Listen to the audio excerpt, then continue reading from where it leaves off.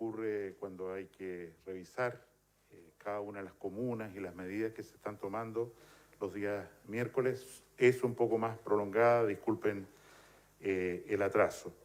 Y antes de dar paso al informe del día, quisiera referirme preliminarmente a algunos aspectos que considero importante remarcar, insistir en ellos y otros anuncios.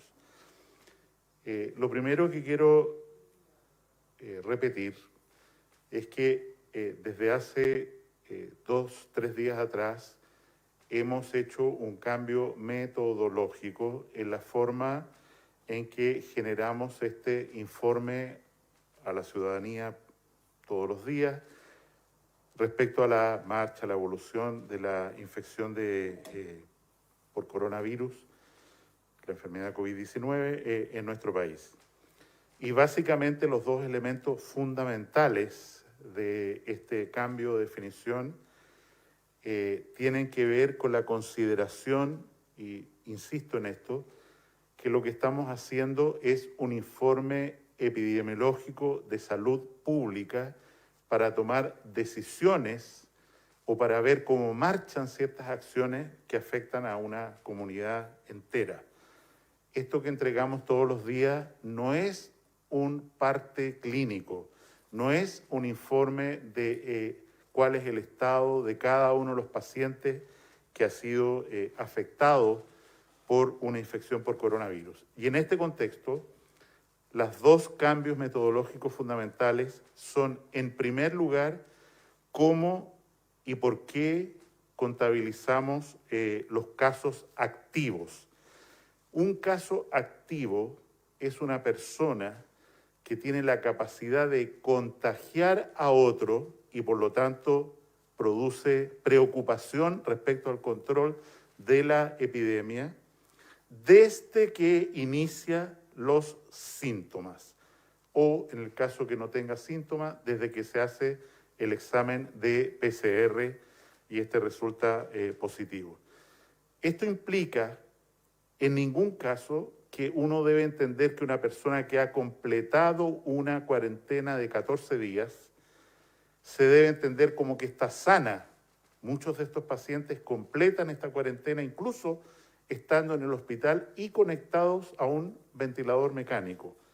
Cuando hablamos de que una persona es un caso activo o la incidencia actual o la incidencia de casos activos, nos referimos a personas que tienen la potencialidad de contagiar. Y como he señalado en los informes anteriores, en una forma que no está recomendada adecuadamente por la Organización Mundial de la Salud, nosotros contábamos a todos los casos 14 días desde que tenían un examen positivo, a diferencia de lo que ha hecho siempre el informe de epidemiología, cuya última versión se publicó anoche en la página web del Ministerio, en que en realidad considera caso activo una persona que es potencialmente contagiante.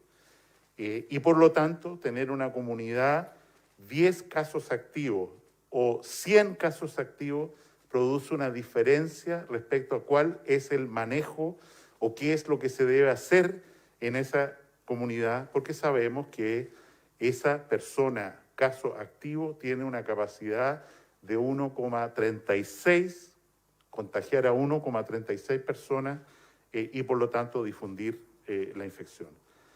Eso produce inmediatamente un efecto, y ese efecto es que en comparación a lo que se informaba diariamente, el número de casos activos coincidente con el informe de epidemiología es menor a lo reportado.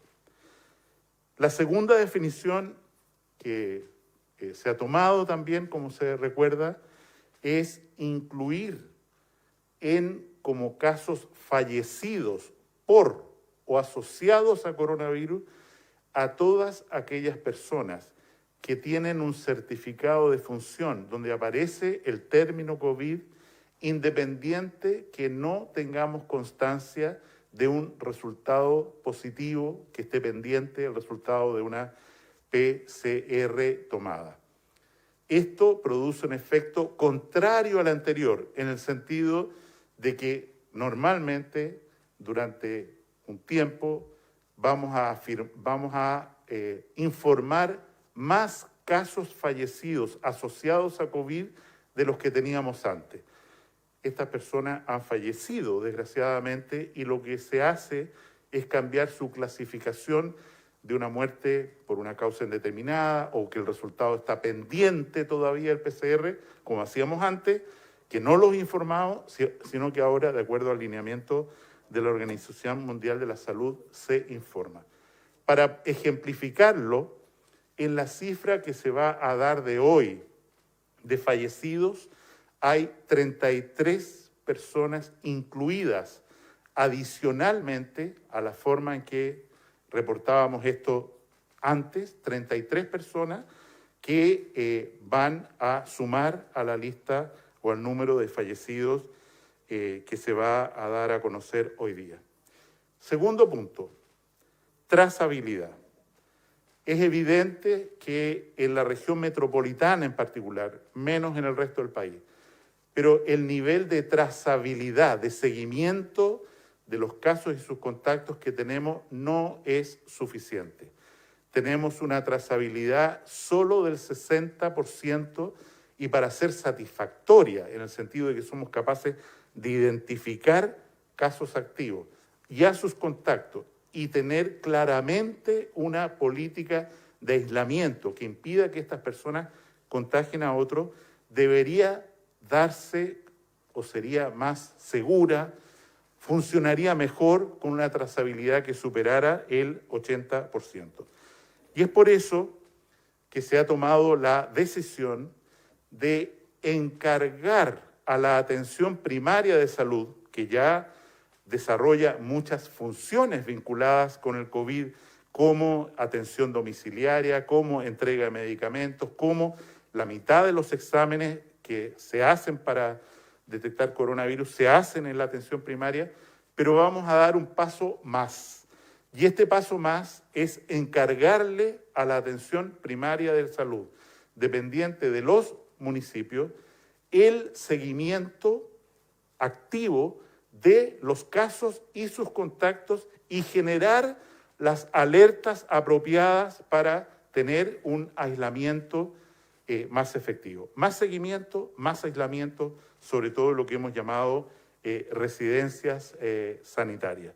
Y en ese sentido agradecemos desde ya la colaboración que ha comprometido para este propósito la Asociación de Funcionarios de la Salud Municipal y también estamos seguros, como ya está ocurriendo, los alcaldes, las corporaciones municipales de salud o salud y educación van a poder generar un esfuerzo, una colaboración muy importante para tratar de contener los nuevos casos.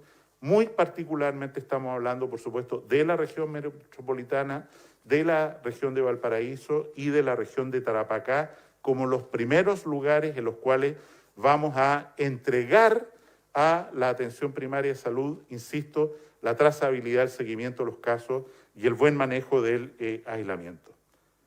Tercer aspecto discutido hoy día con el presidente de la República.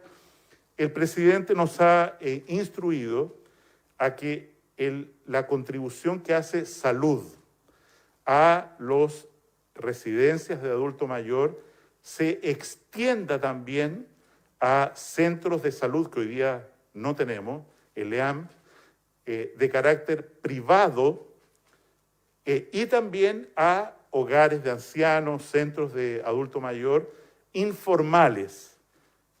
Y conocemos que en muchos lugares hay recintos de este tipo, y se nos ha pedido, el presidente, que como Ministerio de Salud ampliemos el cuidado sanitario a poblaciones que hoy día no estaban adecuadamente cubiertas en lo que estamos haciendo en salud y, por supuesto, esto significa más trabajo, más esfuerzo, pero concentrarnos también en un punto muy focal que es el riesgo de enfermar gravemente e incluso de fallecer que se da en este tipo de recintos. En cuarto lugar, y para ser súper breve, medidas adicionales de cuarentena u otras. La decisión que se ha tomado esta mañana es no hacer ningún cambio, salvo levantar la cuarentena que afecta a la comuna de Lonquimay en la Araucanía. Para decirlo en breve, todas aquellas comunas que estaban en cuarentena hasta este viernes a las 22 horas van a seguir en cuarentena hasta el otro viernes a las 22 horas por lo menos. Y esto, insisto, además acompañado de los cordones sanitarios, aduanas, todas las medidas siguen en vigor exactamente como eran o serían hasta este viernes. Sabemos, en la región metropolitana, este viernes completamos la tercera semana ya de cuarentena. Este es un esfuerzo y un sacrificio enorme para la ciudadanía, pero necesitamos hacer comprender que estas medidas tienen que ir acompañadas de una mayor colaboración de la comunidad. Hasta ahora, los estudios que nos ha entregado el Ministerio de Ciencias señalan que la movilidad en la región metropolitana, afectada severamente por la pandemia, se ha reducido solo en un 30% respecto a los niveles habituales. Esto es muy poco. Hay muchos permisos que se van a endurecer más aún ahora. Hay mucha gente que vulnera el toque de queda, que se reúne socialmente. Y esto, insisto, para que el periodo de cuarentena en la región metropolitana, en cualquiera, se acorte como queremos, se necesita reducir esta movilidad por lo menos a la mitad de lo que es hoy. Vale decir, si usted salió de su casa 2 veces la semana pasada, por favor hágalo solo una vez, concentre en una sola salida. No visite sus adultos, las personas adultos mayores vinculadas a usted.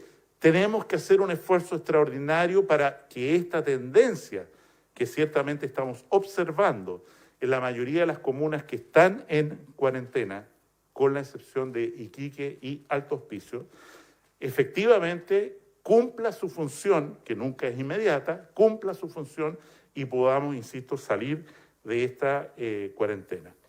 Por último, quiero agradecer muy sinceramente al Senado de Chile, porque ayer despachó en primer trámite la ley de especialistas, antes llamada ley de UNACOM, que significa que médicos que están calificados por una universidad extranjera normalmente para ejercer una especialidad en Chile, van a poder ser acreditados como especialistas sin necesidad de rendir el EUNACOM, por lo menos durante los próximos 2 años.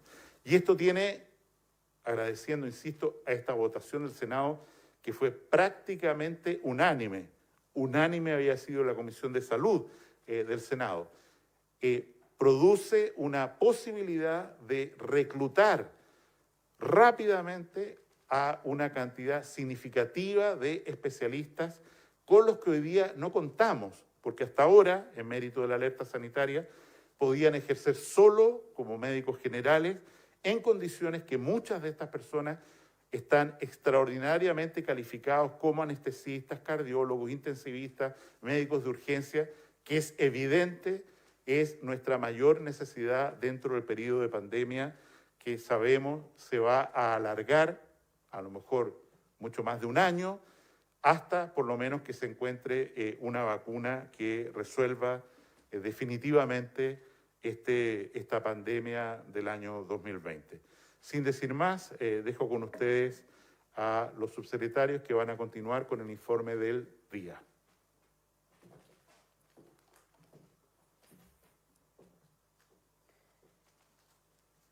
Muy buenas tardes.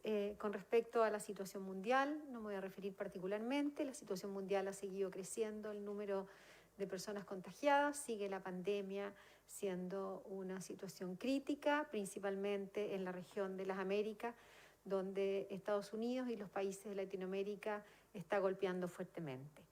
La situación de nuestro país en las últimas 24 horas, podemos informar que se han registrado 4.942 casos nuevos, de los cuales 4.537 son casos sintomáticos y 405 son asintomáticos. Con respecto a la situación regional, sigue siendo la región metropolitana la que lidera el mayor número de casos confirmados que se han confirmado en las últimas 24 horas. También nos merece una preocupación la región de Tarapacá, en las comunas de Iquique y Alto Hospicio, donde también tenemos medidas muy estrictas como cuarentena en ambas comunas. Por lo tanto, hacemos un llamado muy importante a las personas que están en estas comunas donde se va a mantener la cuarentena, disminuir las salidas y respetar las medidas sanitarias y las indicaciones de la autoridad sanitaria. La cifra total de personas diagnosticadas de COVID-19 en el país alcanza 113.628 casos totales, de los cuales 21.605 son casos activos. Es decir, de este total, hoy día podemos decir que hay 21.000 personas que son contagiantes del COVID-19 dentro de nuestro país. Finalmente, quiero decir que lamentamos el fallecimiento de 87 personas, lo que da un total de 1.275 personas fallecidas asociadas al COVID-19. Como informó el ministro, de acuerdo a la nueva formulación de que hemos tenido, la nueva clasificación de fallecidos, del total de fallecidos que estamos informados en el día de hoy, 33 de ellos corresponden a la nueva clasificación de personas fallecidas que hasta hace poco no cumplían con los dos criterios y en el día de hoy los hemos incorporado a este número total de 87 personas. Quiero dejar con ustedes al subsecretario Reas Asistentiales para que continúe con la cuenta.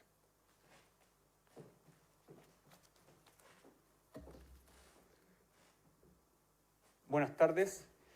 En cuanto a la cantidad de pacientes que se encuentran hospitalizados en las unidades de cuidados intensivos de la red integrada por COVID-19, al día de ayer son 1.475 personas, de las cuales 1.218 se encuentran en ventilación mecánica y 339 en un estado crítico. La red de salud va creciendo día a día. Cuando nosotros vemos los porcentajes de ocupación, que al día de ayer se encuentran en un 88% a nivel nacional y un 97% en la región metropolitana, ese porcentaje se va manteniendo porque vamos aumentando diariamente el número de camas. Ustedes pudieron ver ayer que el presidente Sebastián Piñera recibió un nuevo cargamento en el aeropuerto de Pudahuel con más de 100 ventiladores que en estos momentos están siendo distribuidos a los hospitales, tanto de la región metropolitana como también de la región de Tarapacá, que también lo necesita en este momento para seguir creciendo en cuanto a su capacidad hospitalaria. Este esfuerzo es muy significativo para que tengamos alguna noción del esfuerzo que se ha realizado de parte de los hospitales y en ese sentido de los trabajadores de la salud. Nosotros podemos decir que al día de hoy hay más de 1.500 ventiladores mecánicos en el sistema público de salud y a esto se suman los que el sistema privado ha ido entregando. Este aumento, si uno lo compara con los años anteriores, en donde teníamos cerca de 600 ventiladores mecánicos disponibles, en cada uno de los años anteriores el crecimiento que ha habido es de un 140%. Estamos hablando de pasar de 600 ventiladores a 1.500 ventiladores mecánicos en el sistema público de salud. Este es un esfuerzo que se ha hecho y es un esfuerzo gigante de parte de los trabajadores de la salud, de los directores de hospitales, de los directores de servicios de salud. El esfuerzo de poder seguir atendiendo, seguir creciendo de esta forma se realiza día a día y de esa forma podemos seguir manteniendo una cantidad de ventiladores disponibles para quien lo requiera. Al día de hoy, la cantidad de ventiladores disponibles es de 330 ventiladores. En cuanto a la cantidad de exámenes informados las últimas 24 horas, la cifra es de 15.538 exámenes, acumulando 628.318 exámenes. Y en cuanto a la cantidad de habitaciones de residencias sanitarias, el día de hoy ya existen 4.465 habitaciones disponibles. Y quiero agradecer a la Asociación de Cajas de Compensación, que ha puesto a disposición del gobierno 1.300 habitaciones adicionales que se van a incorporar. Estas van a estar disponibles y van a ser priorizadas para adultos mayores que se encuentran, como lo ha dicho el ministro, en casas de adultos mayores, para que en caso de resultar con algún caso positivo, la primera prioridad de esta utilización de cajas de compensación de 1.300 habitaciones sea para estos adultos mayores, y con ese objetivo poder disminuir el contagio dentro de estos establecimientos. Hago un llamado y reitero acerca de las políticas que como personas debemos tomar. Cada uno tiene en sus manos el poder de disminuir los contagios que estamos teniendo diariamente. Sabemos que hay salidas que son imprescindibles, y para esas salidas, cuando ustedes lleguen a sus casas, deben lavarse las manos. Deben lavarse las manos antes de saludar a cualquier persona que viva con ustedes en el lugar, para evitar traspasar algún virus que puedan haber obtenido en la vía pública. La mascarilla se debe dejar afuera del hogar, con el objetivo de no traer esa mascarilla al interior del hogar y así evitar también los contagios. El mayor número de contagios se produce dentro del hogar, y es por eso que estas medidas son muy importantes, con el objetivo de no contagiar, sobre todo a quienes más queremos, que son quienes viven con nosotros. Cedo la palabra para poder escuchar sus preguntas. Buenos días, subsecretarios, ministros. Lo primero es sobre esta medida del sector primario como eje para la trazabilidad. No llega tarde esta medida y no habría que acelerarlo para que esté esta red en todo Chile, para así evitar que en regiones crezcan los contagios de COVID-19. Y lo segundo es sobre la Sociedad Chilena de Medicina Intensiva, quienes registran un 98% de ocupación de camas críticas y además una gran cantidad de muertes por COVID en las urgencias. ¿Por qué está ocurriendo este fenómeno? Y además los médicos de urgencia dicen que hay gente que no recibe ventilador. A ver, en cuanto a la situación de las urgencias, nosotros tenemos el conocimiento de que los pacientes que llegan a las urgencias son los pacientes más graves. Anualmente nosotros recibimos a 550.000 personas desde las urgencias que son graves y que requieren hospitalización. Y hay un porcentaje de ellos que llegan a una situación de extrema gravedad, que aún recibiendo el tratamiento, lamentablemente fallecen. Pero el trabajo que se ha realizado en cada uno de los hospitales de ampliar las urgencias, separarlas en lo que son casos respiratorios, casos no respiratorios, en aumentar la cantidad de ventiladores mecánicos de transporte dentro de las ambulancias, en la cantidad de ventiladores mecánicos en las urgencias, en la cantidad de equipamiento de oxigenación de alto flujo en las urgencias, es un trabajo que ustedes han visto, que se ha ido creciendo diariamente. Obviamente nos gustaría que la cantidad de fallecidos sea menor, pero tenemos claro que la cantidad de personas que están llegando anualmente a las urgencias, que estamos hablando de 550.000, hay un porcentaje de ellas que, a pesar de que existe un tratamiento, lamentablemente fallecen. En cuanto a la atención primaria, nosotros tenemos una red de atención primaria que es muy importante y nosotros sabemos y hemos establecido varios programas de apoyo a esta estrategia de pandemia de coronavirus desde comienzos de esta planificación. Estamos hablando que desde la atención primaria hoy día nosotros tenemos un plan de hospitalización domiciliaria que ya suma más de 1.000 pacientes. Estamos hablando de un programa de visita domiciliaria que se ha duplicado en cada uno de los municipios. Estamos hablando de una atención primaria que está haciendo un esfuerzo de entregar medicamentos a domicilio gracias a la colaboración de los alcaldes. Y ahora, obviamente, con la entrega de la información acerca de los contagiados que las comunas tienen en cuanto a sus inscritos en cada consultorio, hay un trabajo que se está haciendo de vigilancia, que ahora se va a ver intensificado fuertemente a propósito de esta recomendación que el Consejo Asesor emitió el día de ayer y con la cual coincidimos plenamente. Puntualmente por el caso de la trazabilidad en cuanto a la atención primaria y también lo que le mencionábamos, el 98% de ocupación de camas críticas, ¿qué pasa con eso? Y la denuncia específicamente del jefe de urgencias del Hospital del Carmen, que dice que hay gente que no recibe ventiladores mecánicos. Insisto, la ocupación, ustedes la pueden revisar diariamente, se ha mantenido en niveles cercanos a los que acabo de comentar, a los que usted acaba de comentar, y eso no implica que no estén ingresando pacientes. Diariamente están ingresando pacientes a hospitalización, pero al mismo tiempo, diariamente, cada uno de los hospitales ha ido aumentando su capacidad de camas, de unidades de cuidado intensivo, de uso de pabellones con máquinas de anestesia que sirven como ventiladores mecánicos, del uso de unidades de cuidados pediátricos que sirven como como ventiladores mecánicos para adultos, y también desde la urgencia. Los hospitales hoy día están totalmente convertidos a la atención de coronavirus.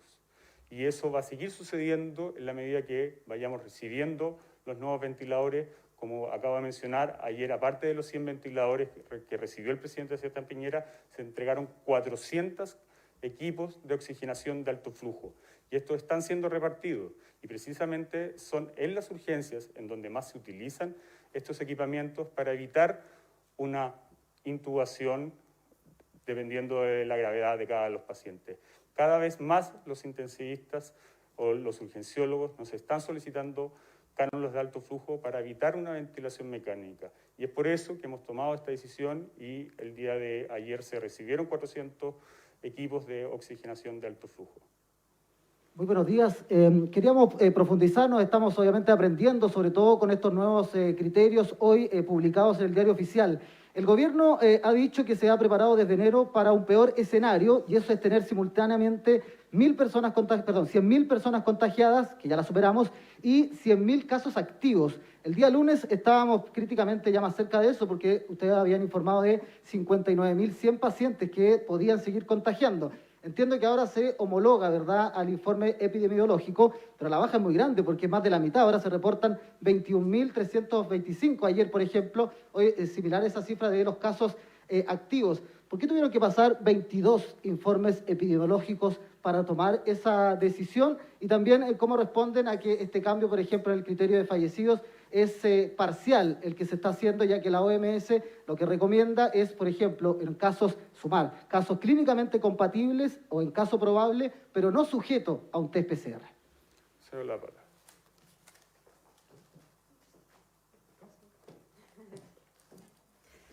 Bueno, con respecto a su pregunta, primero, efectivamente, nosotros para tener una información del punto de vista clara, diariamente estamos informando en relación al informe que los laboratorios nos daban en función de los casos activos todos los días. Sin embargo, del punto de vista para evaluar la epidemia, cómo vamos tomando las medidas en función de la pandemia de nuestro país, hemos decidido informarle a la población, ajustar la información diaria al informe epidemiológico. De esa manera nosotros podemos ir mirando la evolución de la pandemia dentro de nuestro país. Quiero sí decir que con respecto a las medidas que hemos venido tomando durante todo este periodo, desde marzo hasta la fecha, todas las decisiones han sido en función de la evaluación de la pandemia en relación al informe epidemiológico, en relación a los casos activos, a los casos que han ido recuperándose, y de esa manera hemos ido tomando las decisiones. Esto es una decisión que hemos decidido tomarla para que la población esté más informada acerca de la evolución de la pandemia dentro de nuestro país. Con respecto, efectivamente, al informe de fallecidos, hemos decidido ir fortaleciendo la información en relación a esto. Cuando partimos dijimos que la decisión de los criterios aplicados en eso eran certificado de función que en cualquiera de sus definiciones dijera coronavirus, o sea, COVID-19, ya sea como causa primaria o una asociación, lo que nosotros decíamos, una persona, por ejemplo, que tiene un cáncer terminal, si en algún minuto de su estadía en el hospital se le tomó coronavirus y teníamos el informe del coronavirus, se informaba coronavirus. Hoy día hemos aumentado esa definición y todas aquellas personas donde el certificado de función dice esté relacionado con coronavirus, independientemente de la causa primaria de muerte, independientemente de si tenemos el resultado del examen o no, se va a informar como coronavirus pudiendo después esa persona, cuando el resultado del examen sea negativo, por supuesto que ahí se hacen ajustes en relación al número de personas informadas. Estos son ajustes que vamos haciendo, vamos mirando, estamos mirando todos los días las definiciones que da la Organización Mundial de la Salud con respecto a las recomendaciones, tanto del punto de vista epidemiológico como la definición de los distintos casos. Subsecretaria, pero para precisar, la OMS no lo deja sujeto a un test PCR. ¿Eso están ustedes dispuestos a incorporarlo, por ejemplo? Y segundo, insisto, el día lunes hablábamos casi de 60.000 casos activos, hoy se informaron 21.605. Esto para que no quede la sensación de que hay menos, porque finalmente es solo por un tema metodológico, no es que haya menos personas contagiando. Bueno, efectivamente, como se ha informado hasta hace unos días atrás, en el informe diario nosotros informábamos de los resultados de los exámenes positivos de las últimas 24 horas. Del punto de vista de contagiante, una persona empieza a ser contagiante cuando inicia los síntomas, cuando empieza a sentirse mal. El periodo de contagio de esa persona, según la definición, hoy día se sabe que son menos días, que son 8, son 10 días, pero se cuentan 14 días según la definición que tenemos en este momento. Ese es el periodo de contagio según la definición de la Organización Mundial de la Salud y según el informe epidemiológico. Y es por eso que para que la población tenga certeza de cuál es esa pandemia y cuál es la magnitud de la pandemia dentro de nuestro país, hemos decidido incorporar el informe epidemiológico, que lo hacíamos 2 veces por semana, al informe diario. Buenas tardes.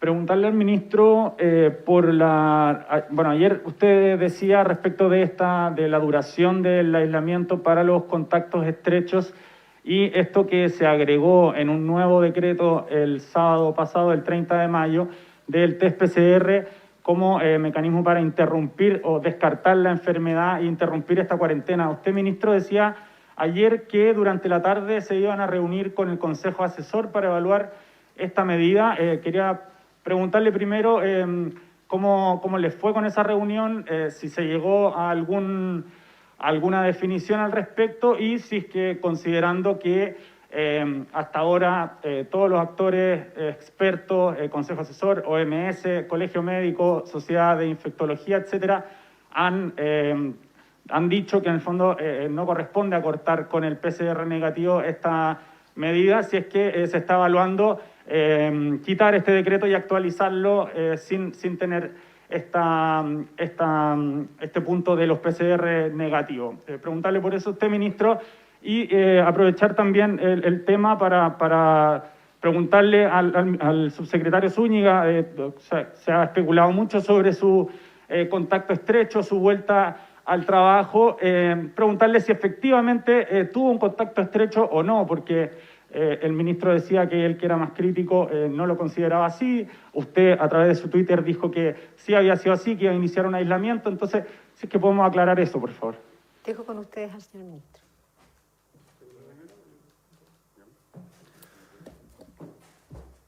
Yo, de forma preventiva, tomé la decisión de aislarme, con el objetivo, obviamente, de no poner en riesgo a los establecimientos. Yo visito constantemente los hospitales, visito constantemente las urgencias. Estoy con personal médico, con personal de salud, con enfermeros, con técnicos de enfermería. Y es por eso que tomé la decisión de aislarme preventivamente. Tomando esa decisión y habiendo transcurrido los días razonables para poder realizarme un examen de PCR, tomé esa decisión de realizarme el examen y en cuanto salió el resultado negativo, yo defino volver a poder trabajar, porque es necesario que exista, obviamente, alguien que esté dispuesto a trabajar para seguir creciendo en la cantidad de ventiladores, en la cantidad de camas, en la cantidad de personas que se contratan. Y esto, si bien es un esfuerzo que hacemos desde la Subsecretaría, se hace constantemente a lo largo de todo el territorio del país, en cada uno de los hospitales, en cada uno de los servicios de salud. O sea, usted efectivamente tuvo un contacto estrecho y no cumplió con 14 días de cuarentena, sino que lo cortó a los 5. No, lo que yo acabo de contestar es que yo preventivamente, al estar con una persona que desarrolló un examen positivo por PCR, definí autoaislarme, ¿ya? Esa es la definición. La definición de contacto estrecho cae por parte de la Seremi y eso nunca ocurrió. O sea, usted no tuvo contacto estrecho. Ministro, si puede responder qué sucedió con el Consejo Asesor ayer, por favor. Una vez más agradecemos al Consejo Asesor su continuo aporte, comentarios, siempre constructivos. Lo esencial de la reunión de ayer, me parece, es el interés, como he manifestado hoy día prácticamente como respuesta a ese interés hoy día, del fortalecimiento de la atención primaria de salud como un eje fundamental para el seguimiento, trazabilidad e identificación de posibles pacientes. Como un tema secundario, analizamos los decretos que el Ministerio de Salud ha publicado siempre con la misma afirmación desde 18 de marzo, puede ser 19 de marzo, pero repetidamente, en el sentido de que una persona que es un contacto estrecho tiene que hacer cuarentena hasta que se haga un PCR y si este resulta negativo puede volver a su trabajo. Quedamos de seguir discutiendo este tema.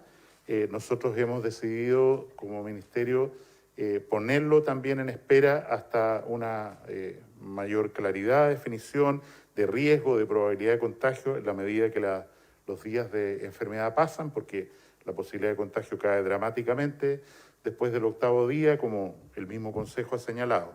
Y también reafirmamos, y estuvimos de acuerdo, que en relación a los 10 días, como lo señalé ayer, esta sugerencia, propuesta del comité de reducir la cuarentena de los contactos estrechos con síntomas leves a 10 días, hemos decidido no aplicarla, lo mencioné ayer, insisto, no aplicarla hasta tener mejores números, mayor claridad de qué es lo que significa una persona que se define como un caso leve. ¿Será que es una persona que no se hospitalizó o que tiene alguno de los síntomas nada más?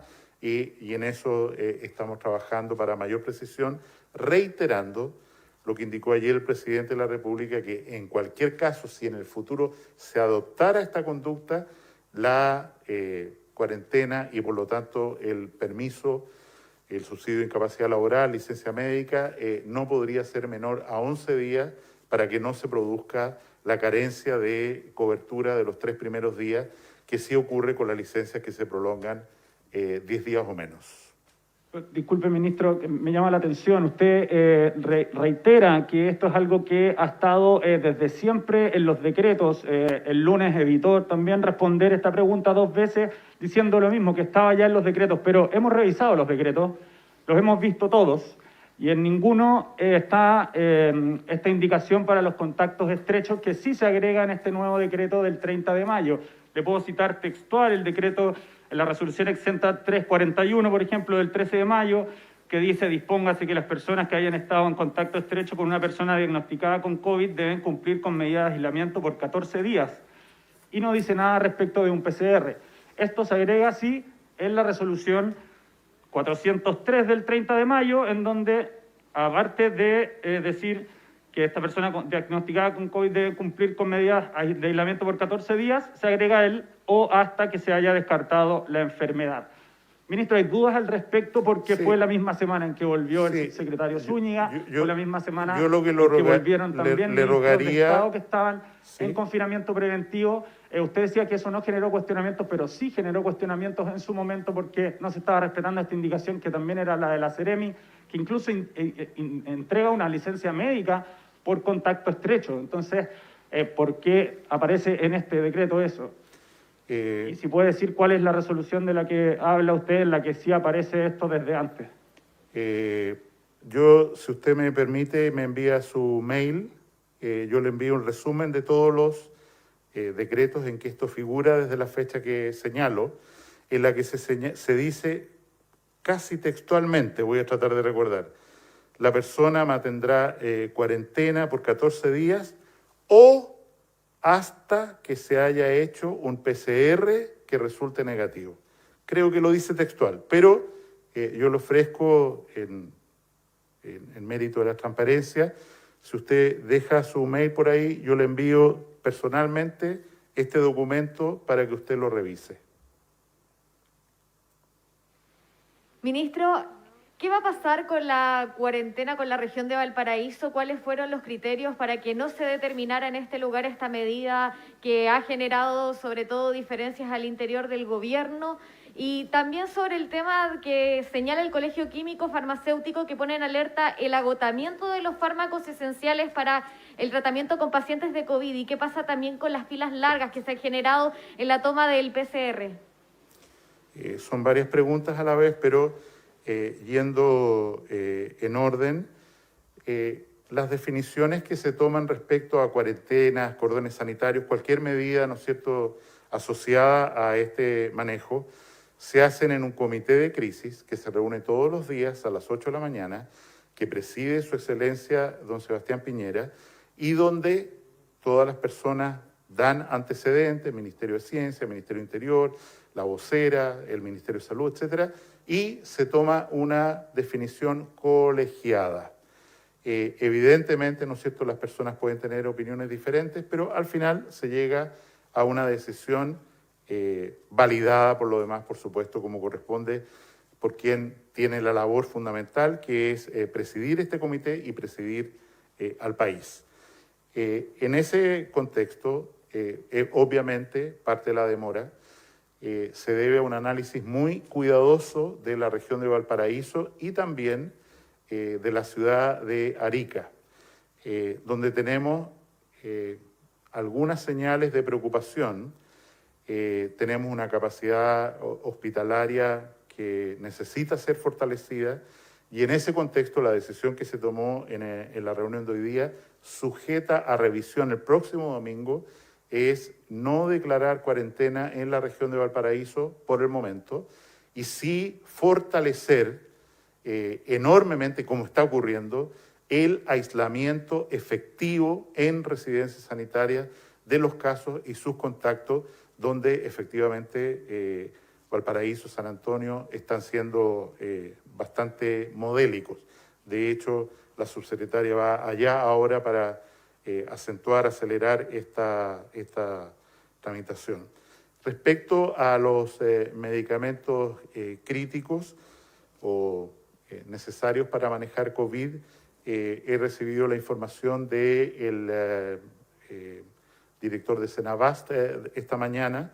Quiero recordar que cualquier, incluso repartición privada, puede comprar a través de Senabast si es que está en un déficit de que los proveedores regulares no le han entregado, puede hacer ese encargo a Senabast. Senabast tiene el stock suficiente de relajantes musculares o sedantes para ventilación mecánica y los medicamentos que se requieren. Entonces yo hago un llamado, sobre todo a los actores del mundo privado, insisto, a usar a Senabast como intermediario, que va a lograr además un mejor precio en el contexto de la pandemia que autoriza que esto ocurra, para poder suplir. Respecto a los exámenes de PCR, evidentemente dentro de la estrategia que hemos señalado para la atención primaria, tenemos que lograr que más exámenes PCR se hagan en la atención primaria, no solo el 50%, para que la gente no se atoche y se pueden montar recintos especiales. Hace pocos días señalé que además vamos a normar que, sobre todo en la atención primaria de salud, esta toma de PCR se haga a través de un mecanismo mucho más simple, que es la toma del examen a través de la saliva, que no necesita una intervención de algún agente de salud, que pueden estar varias personas simultáneamente tomándose el examen y poder, por lo tanto, aliviar la carga y acelerar la velocidad en la que estos exámenes se toman. Respecto a la demora de los laboratorios, creo que hay que ser honesto en el sentido de decir verdaderamente los laboratorios están haciendo un esfuerzo gigantesco por acelerar la velocidad con la que responden. Yo diría que la única región donde todavía tenemos un cierto problema es la región de O'Higgins. En todos los otros lugares la velocidad de respuesta ha acelerado muy contundentemente. Y en relación a esto, quiero describir o recordar que nosotros tomamos desde el principio la decisión de hacer todo esfuerzo por tener PCR en todos los casos sospechosos de infección respiratoria. No tenemos, según reportes internacionales, un exceso de fallecidos ocultos, no reportados, que pueden atribuirse a COVID. Y, como lo hemos señalado hoy día, evidentemente, si no estuviera, como ocurre en muchas naciones, desgraciadamente, un examen de PCR disponible, evidentemente habría que ampliar el criterio de los fallecidos en la pregunta que se señaló esto, pero afortunadamente tenemos una forma de hacer PCR que nos permite, ¿no es cierto?, tratar de confirmar todos los casos. Quiero una vez más agradecer por su... ¿Hay una última pregunta? Sí. Perdón. Sí, justamente, ministro. Rodrigo Muñoz Fuentes se realizó el examen PCR el 28 de mayo en un consultorio en la comuna de Cerro Navia, por ende se le entregó una licencia médica por 5 días a la espera del resultado. Sin embargo, este todavía no está y la empresa en la cual él trabaja advierte que si no presenta otra licencia va a ser desvinculado, ya que no ha ido a trabajar, pero él sigue con síntomas. Este es un caso puntual, hemos recibido muchos llamados de auditores en la radio. Entonces, la consulta, ¿qué puede hacer Rodrigo y también muchos chilenos y chilenas que están viviendo esta situación? Yo creo en su pregunta que se alude a dos situaciones. La primera situación es una persona que está enferma, que se hizo un examen de PCR, que se supone que es por la circulación viral asociado a coronavirus. Esa persona tiene derecho a una licencia curativa normal por los síntomas que tiene, porque está con fiebre, está con dolor de cabeza, cualquier condición, ¿no es cierto?, que diga yo tengo derecho a una licencia médica por una enfermedad respiratoria, voy a decir. El hecho de que exista una licencia, una forma de licencia específica para cuarentena, se refiere a personas que no teniendo síntomas, o sea que de otra manera no tendrían derecho a una licencia médica por enfermedad común o laboral o la que fuera, según el caso. Nosotros, ¿no es cierto?, hemos creado una figura nueva y complementaria, que es que para personas que no califican para una licencia común por enfermedad, porque tiene fiebre, porque tiene neumonía, sino que está completamente sano y requiere estar en cuarentena hasta que se le entregue el resultado, esa licencia médica, si el resultado no se ha entregado, evidentemente que la entrega se puede entregar en el consultorio, donde sea, se puede prolongar. Pero quiero recordar, y esto, perdón, que aproveche su pregunta, una persona que tiene síntomas, que está enferma, tiene derecho a una licencia médica por enfermedad. Asimismo, si hacemos una licencia médica por una cuarentena de 14 días y el día 15, el día 16, esa persona está enferma, evidentemente tiene que pedir y tiene derecho a una licencia médica por enfermedad. Voy a decir, la persona cumplió 2 meses de hospitalizado.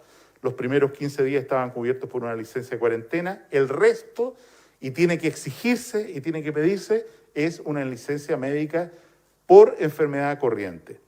Les agradezco enormemente, de nuevo, esta oportunidad de aclarar algunos conceptos. Yo creo que vamos a tener que seguir conversando todos los días de estas definiciones que se traducen, ¿no es cierto?, en decisiones y en los números que entregamos cada día, pero agradecemos la oportunidad de poder haber aclarado al menos algunos de las preocupaciones que probablemente la ciudadanía tiene respecto al manejo y a lo que se viene en relación a la pandemia del coronavirus. Muy buenas tardes, gracias.